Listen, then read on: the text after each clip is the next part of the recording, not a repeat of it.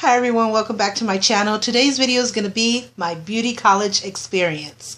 So before I get started, I want you to know that this might very well be into two parts. I record from my tablet, and my tablet only gives me 33 minutes to record. At that time the camera stops, and then it gives me another 29 minutes to do a second part.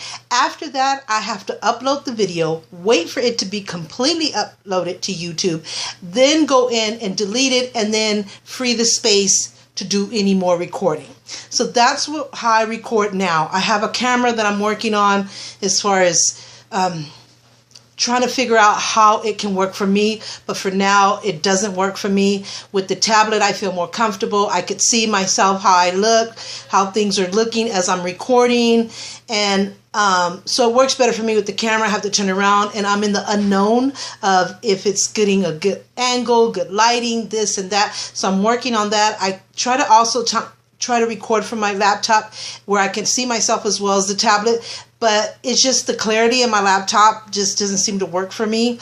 And so I'm in the process of investing in cameras and video cameras, and trying to get more gigabytes on an iPod or my iPhone, where I could get the most gigabytes, almost like a 64 gigabyte, so that I can use the iMovie and be able to record from my iPhone and then be able to edit it. I bought a new program on my laptop to edit, but I haven't quite figured it out yet. And so until then, this is what works perfect for me.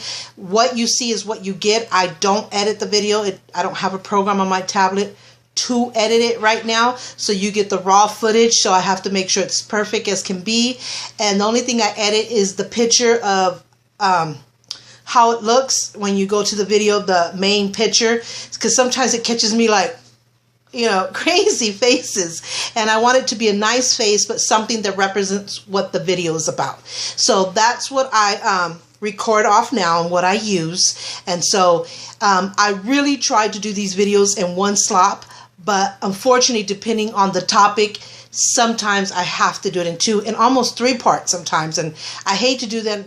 Believe me, I really give it my best to do one slot, because I hate that you have to see a second and third part. I mean, if you do that for me, that's great. I really appreciate it. That you understand and that you stick with me. That's great. But I still am conscious to try to do it in one part as best I can. And if I go to two or three, well, bear with me. It's not something that I try to do, but sometimes it's unavoidable. And this subject might very well be that, because it's a lot of information. And so it might very well, if I can do it in one, great. But if I can't, just please understand why. And so that's one thing. And I think that was it that I was going to say to start off with. And you might see that in a lot of my videos, my hair is up. That was one thing I wanted to mention, because they probably thought, God, doesn't she know? And I mean, it's up in different ways. So it's different styles. It's not just one updo and just one style. It's different ways. And I think maybe in two or three at the most, I had my hair down, and I love my hair down because I have long hair and it's really pretty. But I'm just coming home from work, and my job is more comfortable for me to have my hair up every blue moon. I'll put it down at work, I'm trying to feel special that day, but it works for me better to have it up. And so I'm just got home from work, and so that's why in most of my videos you will see my hair up, because a lot of times I'm recording after work, or I'm just at home and it's been in the hundreds in my town. It's been like 101, 104 degrees, so it's really, really hot, and I don't like to have the fan on because you can hear the noise in the background when I do my video. And so it feels more breezy and more comfortable to have it up. But don't think that that's the only way I do my hair. I'm a cosmetologist. I'm a hairstylist. So definitely I'm into my hair, and I do my hair in all kinds of styles. But I noticed in most of my videos my hair tends to be up, and I just want to kind of mention that. And a lot of times you'll see me in a lot of the same shirts, because these are shirts that I wear for work, and trust me, I have a lot of clothes. I do. One day I'll show you my closet. But a lot of I have certain shirts for work that are comfortable for me to work in, that are allowed for me to work in. And then there's shirts that also I feel comfortable with at home. I like to, when I get home, kick my shoes off, kick my clothes off, just get relaxed and loose and just be comfortable. So you'll see me wearing a lot of the same shirts, but don't think I have any clothes. I will show you my closet someday, trust me. But, you know, I have clothes for different reasons. And so if you do see the same shirts, hey, I'm good. I'm good. But, so anyway, let's get to the video because I'm already at 5 minutes. Okay, so this is my beauty college, can't even talk. I just rushed home and I thought I have to do this video. I've been wanting to put it up for a while now and it's just bugging me. I like to constantly be putting videos up, and sometimes when a few days go by it drives me crazy because I want to be constant. And I have so many videos that are coming to you back to back to back, and so I have to get going here. So anyway, this is my beauty college experience video. What made me decide to go to beauty college? Well, I'm going to take you back. I've had a passion for beauty, hair and makeup since I was a teenager, as I expressed in my other videos. It's been a true deep passion for mine. Of course, my mother didn't allow me to wear makeup until I was 15. So that's when I really went full force and got really into it. But at that time, I wasn't thinking, you know, being a cosmetologist or anything in the beauty industry. It was just my personal passion, my personal thing, that I was really into it. I really wanted to be either a nurse or in the banking industry. I had a passion for the banking industry for some reason. I loved everything about it, being a teller and just customers and the cash experience and, you know, everything that it entailed, or a nurse. And I took some classes in high school that they were offering at this program place to see if nursing is what I really wanted to be. And I realized that it really wasn't going to be my future passion, but that I did like it. And if I could ever do something in that field in the future, I would. But I realized that wasn't going to be my number one thing. And I'm strong. I could take blood. I could see needles, all that stuff. So, and then later on, I did try to be a medical assistant, but I was working till 3 or 4 o'clock in the morning and then having to be at school at 7 and then take tests. After 3 months, it took a toll on me. So I had to put that aside, and maybe I might go back to the future. I really don't think so. But, you know, it's not forever closed, but it's unlikely.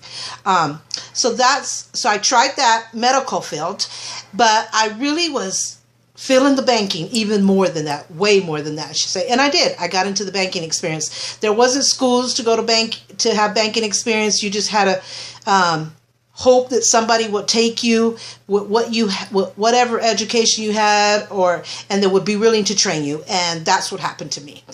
This person knew that I was bilingual, that I had all the qualifications, that I just needed to be hand-on trained.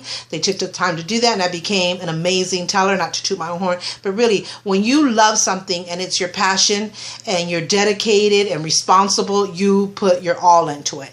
And so, and that's what makes you successful in that particular field. So I was very successful. I was in the banking industry for on and off for 20 years. I worked for Wells Fargo, I worked for Bank of America, I worked for Dividend Savings and Loan, and I really love it. And I would do it again, you know, if I wanted a side job or a part-time job, or, you know, I wouldn't be, like I said, forever closed, but it might be a little unlikely. So let's just put it that way. But I do love banking. And so that's what I did, and that was my passion for 20 plus years. And so then my mother was getting ill, and my mother,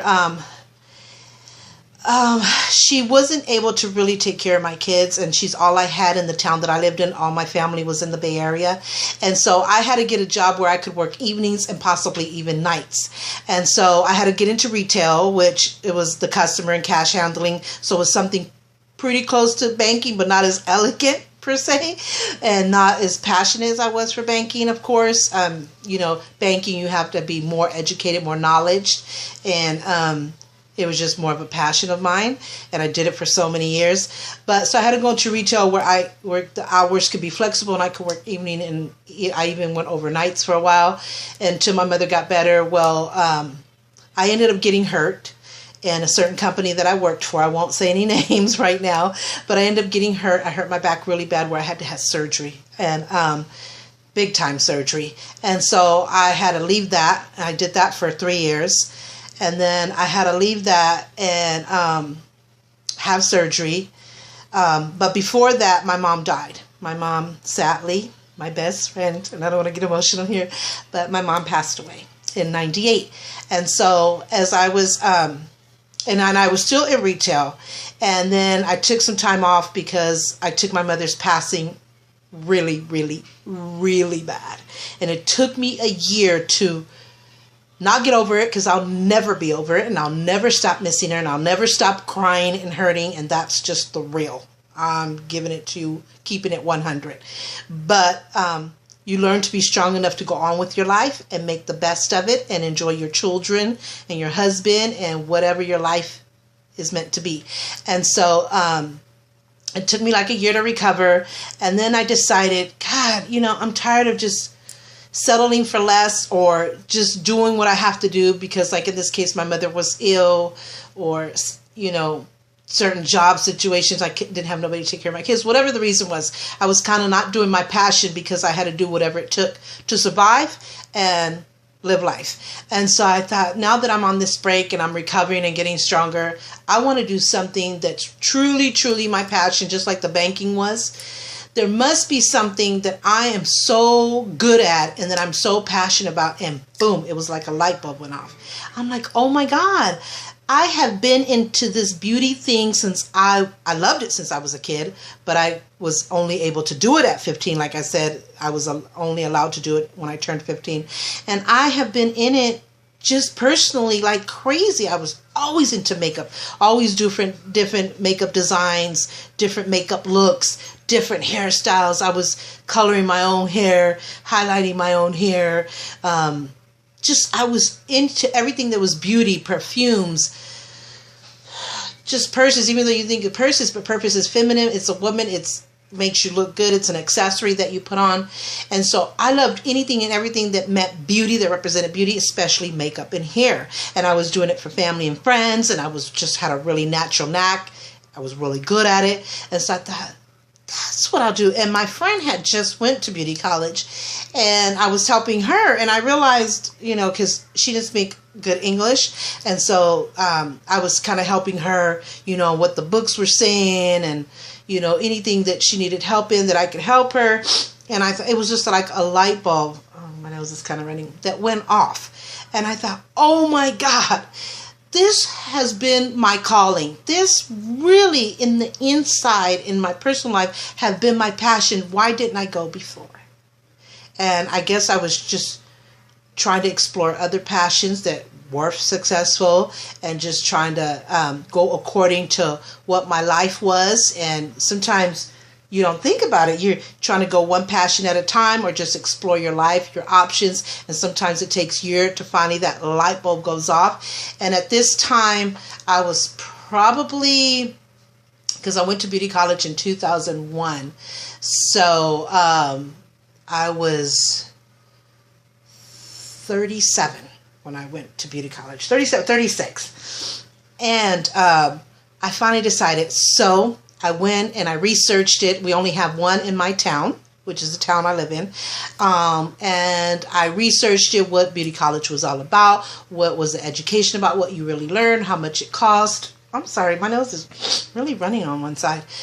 And I did my homework and I researched it. Like I said, there was only one school in town. The next one was an hour away. And they were offering an amazing program, which you put in $1,000, and the adult school would would put the other $4,000, and it wasn't financed. You don't have to pay it back. It was just that they were not donating, but this is a tuition or a program that they were offering to help people that wanted to go to beauty college. So I didn't have to pay it back. I don't owe it. I didn't have to make payments. Nothing. They just, if I put in $1,000, they would be willing to help me with the other $4,000, which was a total of $5,000 to go to beauty college. I don't know if this program still exists and still helps students. I really hope it does, because I felt so blessed, and I want everybody to have the opportunity that this is really what you want to do. This is your passion. I really hope they offer that. The next school was an hour away, and they charged $10,000, and nobody helped you. No programs, nothing. They had to pay the full force $10,000. So I was very fortunate that our school in my town offered that. And of course, I invested more because I didn't want to share anything that the school. I was thankful for everything the school provided. It provides you your kit, which is your basic shears, clippers, just basic rods, rollers or clips, or it's a kit that you get your books and everything. That was what your kit consisted of. Everything that you basically needed to get through school. I always like to have my own stuff. I mean, I'll share my stuff with other people if you really need to, but I really take care of myself. So I choose wisely who I share it with. And so, but I didn't want to wait, oh, that person's using that. Now I have to wait. So I invested a lot of money, probably like $2,000, $1,000 to $2,000 in buying my own stuff. I had every perm rod of every color, every size. And my husband even made the ones that they're circle that you do, they're rubber and you do for spiral perming. He made it. My husband's MacGyver. He can create and make anything, trust me. And he made it. He created it and did the tubing and everything. And he did it in every size for me. So I had all of that. I had every brush and comb you could think of. I had an extra, more advanced clipper, trimmers. I had my nail machine, the UV ray that makes your nail dries in 3 to 6 minutes. I had all my fancy file boards, nails. I didn't just take the nails that the school gave me. I had everything the nail part, technician part needed, and everything the hair part needed. Whether I had shears, clippers, trimmers, like I said, every perm rod you could think of. Just everything that the school offered you and then some. I invested. I had the most advanced technology, the most advanced stuff. But that's just me. I mean, this was my passion, that I've had since I was a teenager, and I did other things in life, and it took me to be 37 for that light bulb to go off. So I was going to be dedicated. I was going to be loyal. I was going to be responsible. I wasn't just going to accept the basics. I was going to buy all the extras and have everything of my own, and I was going to go full force into it.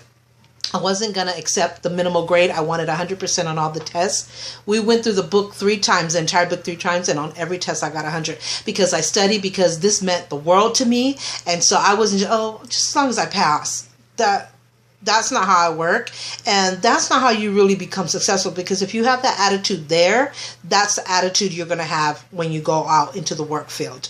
And I noticed that a lot of students would take the beauty college because it was a quicker thing according to them. It was an easy thing according to them. And, if this is not your passion, and they became, you notice they were like slackers, or they were irresponsible, and they just wanted the passing grade, and just a lot of drama and immaturity that not all young people, but a lot of young people have coming from high school. And me at 37, I was mature, I was responsible and dedicated, and it was like kind of frustrating, but I had to focus on me. As long as they didn't disrespect me or get in my mix, it was all good. But once you cross that line, then we have a problem. So, and there were a few girls there that thought, oh, you guys are too old to get a beauty college. I'm like, first of all, 37 is not old. I said, second of all, there is no age limit to going to beauty college, especially if you really have been doing it your whole life. Just that you're just now going to beauty college. It wasn't that you've never had a natural knack, that you never had an interest or passion for it, and this is just something you just decided off of the top of your head. No, that's not how it happens. I had a natural talent for it since I was a teenager, and I've done it for family and friends. Just that this light bulb went off, and here I am, and it's never too late, and I'm going to be extremely successful. So they had like this attitude, and then I thought, okay, this is a line you're not going to cross. You will respect me, and you ain't bringing that drama and those games here. And so after a while, they learn, oh, they're really cool people. We need to respect them, and they're going to demand it, and so we better give it, or shape up or ship out. And so then they had a lot of respect and a lot of love for us, which I'm glad that they woke up, because that's how it was going to be. And it was kind of like 5 of us that started around an older age. I almost bit my tongue. An older age, and we became the best of friends. One of them is my friend Linda, and then there's Deanne and Linda and another Linda and Sierra and all this other stuff, and we're close friends, and we remain in contact to this day. And so I love them to death. They're my beauty college family, my great friends, and so I love them dearly. And so we're all successful and stuff like that. So I'm kind of giving you the extras. I'm going ahead of myself. So that's what made me. a lifetime passion, and finally I decided to do it. And the only regret that I had is my mother had already passed away, and she would have loved to have known that this is what I chose to do and how good I was at it, and I could have done her hair and she didn't have to go to the salon. I mean, I think my mother would have been so proud and so happy that I wish I would have did it before she passed away, but life is like that.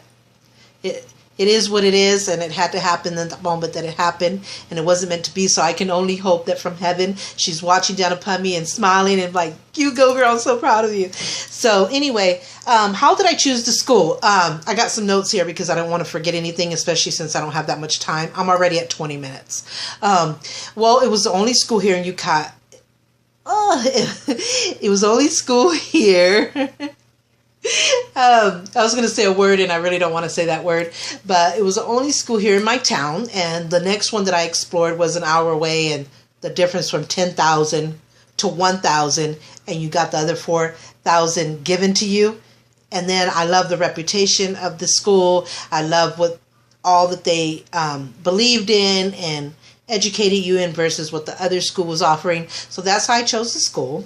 I went to register, I believe it was around the 8th of January.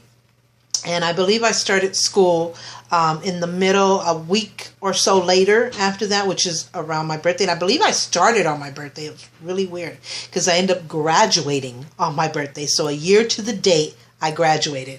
And so I went to register and I went in the office, and I don't remember taking a test, but it could have happened. This has been,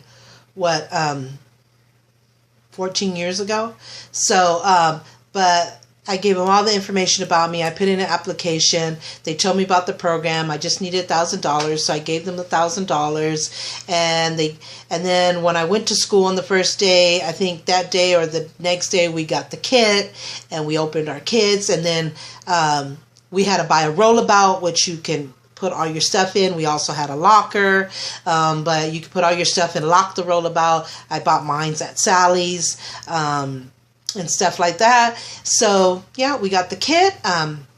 We got our rollabouts, and you have to do 200 hours.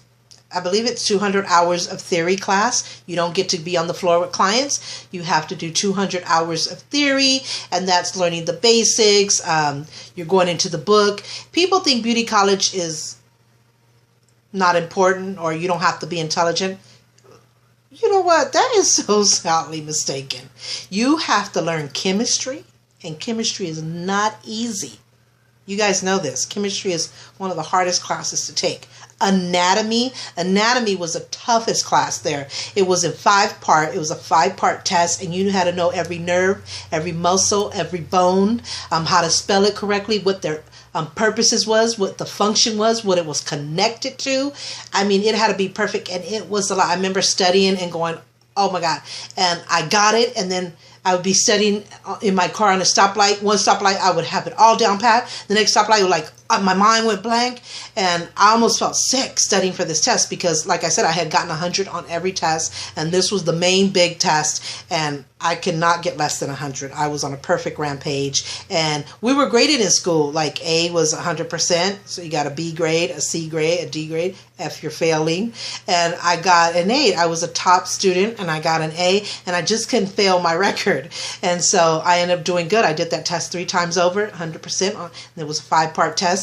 You have to learn the bacteria, sanitation. You have to learn what was the other? Funguses in the nails. You had to learn about lice. You had to learn about skincare. So cosmetology is everything in one. It's a full spectrum. It's hair, it's skincare, it's nails, it's makeup, it's facials, pedicures, manicures, how to do nail in every form, how to do acrylics, how to do gels, how to create a nail out of acrylic. You had to do, it's the full spectrum. So like I said, it's hair, it's makeup, it's skincare, eyebrows, waxing, facials, pedicures, manicures, esthetician stuff, barbering. It's everything in one. And so I never understood why people just did the nail part unless they were just really into nails and didn't care about hair. Why get just a little piece when you could get the whole thing? And okay, if you don't want to do the whole thing when you get out there, but you have the full education, the full license, and just go forth and do nails, but you have everything. So that kind of boggled my mind. But so I wanted everything because I had a passion for every part of it. And so to be in beauty college, you have to be educated, or you get educated. So you have to apply yourself. And I know they say beauty college, you learn the basics. Yes, that's true. You learn the basics to get through state board. But you learn everything completely, but you don't get the fancy advanced stuff. You get the basics. But at the same time, that's true. But at the same time, it's up to you to apply yourself. How much you want out of this? Do you want to settle for just the basic, which is just fine, and you can pass your state board? Or do you want to get a whole lot more out of this? So me buying my own products, my own tools, that was one way of me saying I want advancement. I want to go full force and have the best of the best and learn the most of the most. So I would just settle for the basics that they were teaching me. I researched it in other books. I looked it up. I, talked to other beauticians, other hairstylists or whatever, other cosmetologists. I went to advanced training, classes, whatever the school offered. I took those extra, classes. Like we would have vendors that would come up. I got certified in ear piercing. We had an ear piercing vendor come. So I got certified in ear piercing and bought my kit. We had different product people, Paul Mitchell, Redken. We had a lot of vendors from them come and teach us certain haircuts, certain coloring, and the chemistry of coloring, how many levels, if you highlight your hair, how many levels it can lift, and from going very dark to very high, the processing of it. And so I was full force into it. I wanted to be the model. I wanted to be the one to get up there and do it. And I researched every little thing, every vendor. And so I just went and I got any advancement they offered and any advancement that I could get on my own. So it's up to you. Yes, you get the basics, but if you want to settle for that basic, that's fine. But I wanted to be extremely successful, even though I knew when I got out there, I would even need more advanced training. So it just, and then also, if you have a natural knack, if this is something you just decide because you think it's easy and it's really not your passion, you just decide off the top, that might hinder you too. It doesn't mean you can't be successful, but you don't really have that experience that you personally did it all your life. And this was your passion personally. So you bring that natural talent and that natural passion and then put it together with education, then you get more advancement out of it. So that's how I feel. So when they say they just teach you the basics, if you settle for just that, then that's an individual thing. But you can get advanced if you apply yourself and you seek it out and research it and do it. Go the extra mile, go above and beyond. So that's what I have to say about that. So that's how I registered. That's how I started. And then you punched in. If you ever missed a day, you had to make it up. So if you were going to play around and just say, I don't feel like going today, you didn't get away with it. I mean, if you're really sick, then, hey, that's a natural part of life. Your health comes first. But whatever hours you missed, you had to make up for it. So it's just the more you missed, the longer you had to keep going to school. So it's not something that, oh, I missed a day and I could just forget it. It's a whatever. It's not. So you got to keep that in mind. I took a 1-week vacation while I was there, but that's okay because I ended up graduating perfectly on my birthday. So I celebrated my birthday and my beauty college graduation. So it was perfect. And you need a break. You need a rest. I had a family, a husband, children. They deserved their vacation. So, and I was working nights. So I was going to school all day and then going straight from school, changing to the bathroom and going to work at night. So it's a lot. And I had an autistic child that was going through probably the toughest part of his journey. And so it was a lot. And I had just lost my mother. I had a 3-year-old daughter and a 5-year-old son. And so it was a lot on my plate. But I was determined to be dedicated to this and to be extremely successful and to go full force. I was just determined and I was successful at that. How many hours? I'm in the state of California. In the state of California, you have to do 1,600 hours for cosmetologists. And so your license is only good for the state of California.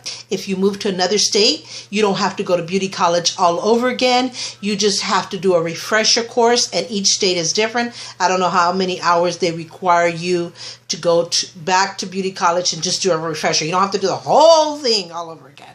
It doesn't work like that. You just go and tell them, hey, I have my license in California or New York, wherever I am. I want to get my license here because I'm going to move here. I want to be able to do here. When I come here, what do I need to do? They'll tell you how many hours you'll need to do as a refresher course, and then you do have to go to their state board and take their test. And some states are harder than others. I heard California is the hardest state board test ever. And I'm in that state, so I got that over with. So everything else should be a little bit easier, more relaxed, even though it's still a test. So you have to still follow the rules and directions and do good to pass and your license. And I don't have any plans to go to any other state.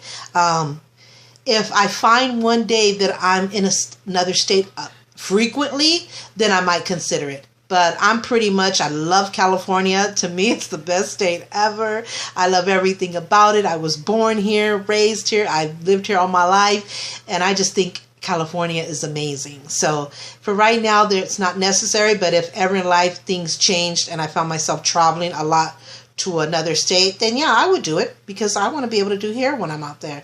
Or if I ever move, which I highly doubt it. So I think I'm good in California. But yeah, 1,600 hours in the state of California. And then you go to state board, you graduate, and what you get when you graduate from beauty college, you completed your 6, and you have to do so many things. You have to do so many haircuts, so many perms, so many finger waves, so many shampoos, so many cornrows, everything that you learn in beauty college as far as facials, nails, makeup, waxing, everything about hair, barbering, everything. You have to do so many of each thing, and you have a sheet and you have it checked off an initial every time you do each one and when you complete it.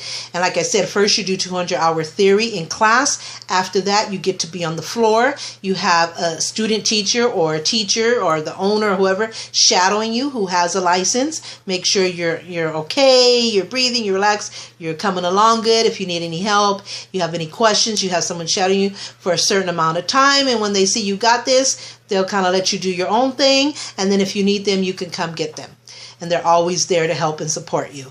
And you just work on clients. You have your own station, you have your rollabout, all your stuff, and you work on clients. You don't get paid for it. The school gets the money for doing it, and I believe we were able to accept our tips. I'll get back on that because it's been so many years. I'm at 32 minutes, so in a minute I'm going to run out. So if I do, just know part 2 is coming. But once you completed your 1,600 hours and you got everything that you're supposed to do of each thing signed off and everything's in check, you have a graduation. And in that graduation, you receive your beauty college diploma. So it says, I'm going to hide my town for now. I might one day tell you what town I'm in because, but you just, for security reasons and privacy reasons, it might not be something I'm ready right now, and a lot of people don't devour it. So we'll see. Well, I'll play it by ear and see one day if I'm comfortable saying it. And you probably already noticed it because I didn't really cover it right away. So this is my beauty college diploma, and it says my name, Carmen Delia Torres, diploma, cosmetology. So that's my proof that I went to beauty college and I graduated with honors.